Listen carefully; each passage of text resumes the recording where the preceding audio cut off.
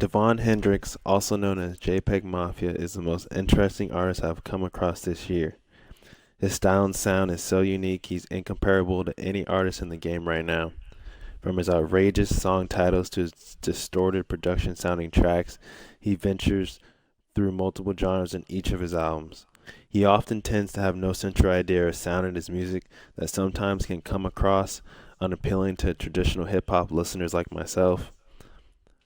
But if you really take the time to hear him out, you'll find yourself enjoying his music.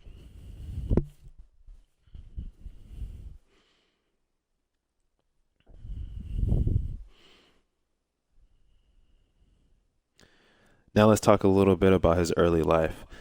Hendrix was born in Flatbush, Brooklyn, to Jamaican parents that later moved to Alabama when he turned 13 years old, where he dealt with a lot of racial prejudice, which would later help influence his music in the future.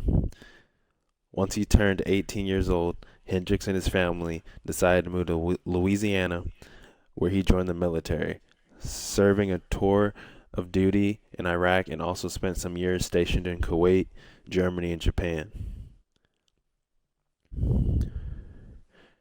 He started to dabble with music while in Japan and created a group called Ghost Pop where he gained local notoriety in Tokyo before getting out of the military and moving back to the United States.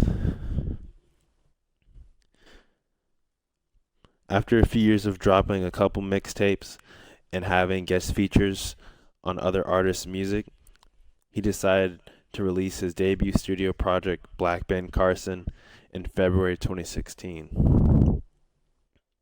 This album had a lot of political lyrics that set the foundation for what JPEG Mafia style would evolve to in the future. Tracks like You Think You Know and The 27 Club perfectly represent the dark theme of the project as a whole. Amidst a 2 year break, JPEG would release the album that would catapult his career to new heights, titled Veteran, on January 19, 2018. Veteran received a massive amount of praise from fans to hip hop critics. This album's success is the sole reason I even heard of JPEG Mafia to begin with. There are so many good tracks on this project from start to finish, with the main highlights being 1539 North Culvert and DD Form 214. JPEG Mafia used this buzz from his second album to release All My Heroes Are Cornballs earlier this year in September. I enjoyed a few R&B style tracks on this project like Jesus Forgive Me, I'm a Thought, and Thought Tactics, but I felt like this album felt incomplete compared to his first two albums. He even has a couple interesting instrumentals on here like Buttermilk Jesus Type Beat and Basic Bitch Tear Gas. If I had to rank his complete discography, I would have Veteran as my number one with the best production and sound,